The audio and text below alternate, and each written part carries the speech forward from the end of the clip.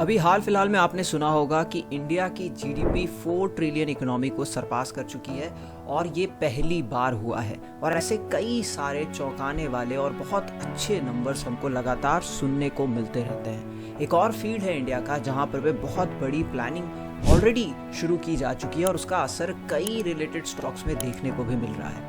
आज बात करने वाले हैं सस्टेनेबल एनर्जी के बारे में। तो हेलो फ्रेंड्स, मेरा नाम है नवोदित तिवारी और आप देखना शुरू कर चुके हैं स्टॉक वाणी ज्ञानस्य प्रमोधन।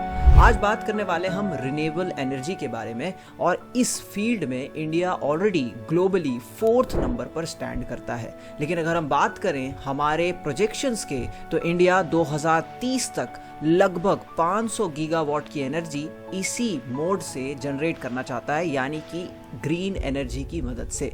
एज ऑफ नवंबर 2023 इस तरीके से अभी ये करंट जो रोड मैप है 500 गीगावाट का वो 179.57 गीगावाट तक पहुंचता हुआ दिखाई दे रहा है, जिसमें से विंड पावर 44.5 गीगावाट की तरफ में ऑलरेडी अपना हिस्सा दे रहे हैं और इसी तरीके से आपको सारी डिस्ट्रीब्यूशंस यहाँ पर दिखाई दे रही होगी। अब आप सोच रहे होंगे कि मैं इस इंडस्ट्री के बारे में बात कर रहा हूँ, और इस इंडस्ट्री के बारे में जब हम बात करते हैं तो ऑलरेडी आपने इंस्टाग्राम यूट्यूब पर इतनी रील और वीडियोस देखी होंगी जहाँ पर आपको ये बार बार बताया गया होगा कि ग्रीन एनर्जी के स्टॉक्स खरीदिए, रिन्यूएबल एनर्जी के स्टॉक्स खरीदिए, और बात सही भी थी और बहुत ज़बरदस्त तरीके से परफॉर्मेंस हमको देखने को भी मिली। अगर मैं आपको लिस्ट दिखाऊं तो ये कुछ वो नाम हैं जिनमें कुछ लिस्टेड हैं, कुछ लिस्टेड नहीं हैं, और ये लगातार अच्छा परफॉर्म करते हुए दिखाई दे रहे हैं। जिसमें से शायद हम बात कर सकते हैं आइनॉक्स विंड की, हम बात कर सकते हैं केपीआई एनर्जी की, हम बात कर सकते हैं अदानी ग्रीन, ओरिएंट ग्रीन जैसे छोटे स्टॉक्स की भी।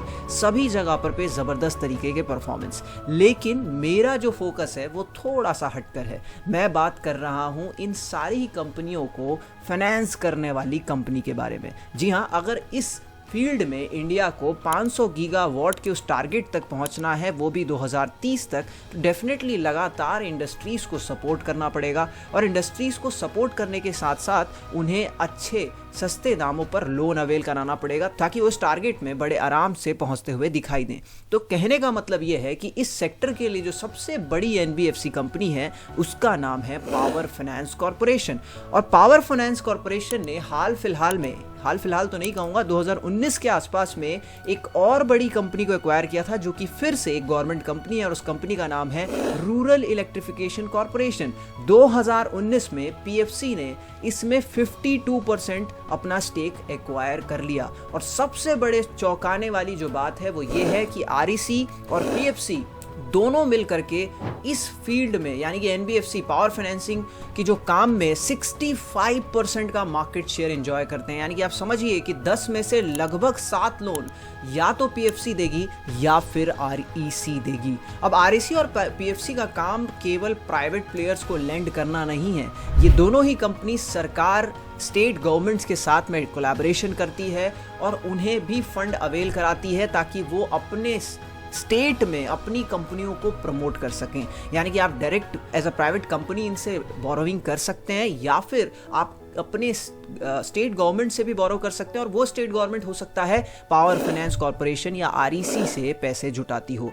तो ये एक ऐसा सेक्टर है जो इस पूरे रोड मैप के पहुंचने में जो असली मदद कर सकता है वो कहीं ना कहीं एनबीएफसी कंपनी है। और ये दोनों ही कंपनी के, अगर हम बड़ी कंपनी जो है इन दोनों में उसकी पीएफसी की बात कर लेते हैं, क्योंकि अल्टीमेटली आरईसी एक सब्सिडरी है पीएफसी की। पीएफसी का जो नेट एनपीए है वो 1% के आसपास है। जो लोग नॉन परफॉर्मिंग एसेट समझते होंगे, यानी कि कितने ऐसे लोन्स हैं जो वापस नहीं आते या स्ट्रेस बनते हैं बुक्स में, तो नेट एनपीए 1% के आसपास, मतलब कितने साफ सुथरे बुक्स।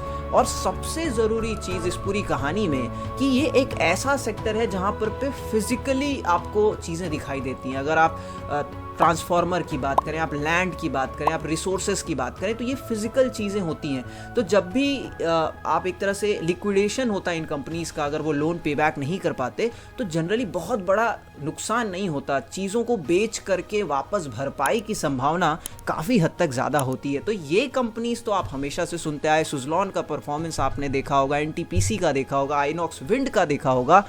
लेकिन इनके पीछे जो एक साइलेंटली काम करते हुए स्टॉक्स हैं वो है पीएफसी और आरईसी। और जब हम यहाँ पर पे आकर के देखते हैं कि पिछले एक साल के रिटर्न्स, पीएफसी एक गवर्नमेंट कंपनी जिसके बारे में ज़्यादा पहले चर्चा नहीं होती थी, आप देखेंगे कि एक साल में लगभग इसने 217% का रिटर्न दिया है। सरकारी कंपनियों से इस तरीके का पैसा बनाना या एक्सपेक्ट करना भी अपने आप में पहले काफ़ी डाउटफुल चीज़ें हुआ करती थी। तो मेरा फोकस पीएफसी और आरईसी में दोनों पर रहेगा, क्योंकि अभी भी हम अपने उस 2030 के रोड मैप से ठीक ठाक पीछे खड़े हुए हैं। 500 गीगावाट में हमने अभी तक 180 के आसपास अचीव किया है, which is like 1/3 of our target. लेकिन यहाँ से अभी भी बहुत कुछ होना बाकी है और इन सारे ही चीज़ों को अचीव करने के लिए पीएफसी और आरईसी अपना बहुत बड़ा योगदान जरूर देंगे।